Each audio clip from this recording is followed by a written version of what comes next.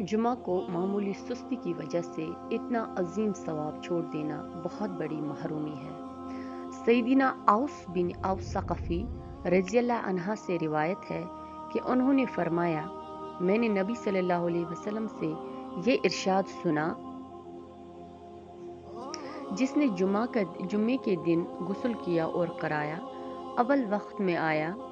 خطبہ میں شروع سے حاضر رہا، پیدل چل کر آیا، سوار ہو کر نہ آیا، امام سے قریب ہو کر توجہ سے خطبہ سنا، خطبے کے دوران میں فضول حرکت نہ کی،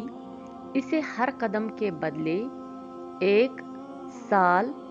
کے عمل یعنی 1 سال کے روزے اور قیام کا ثواب ملے گا۔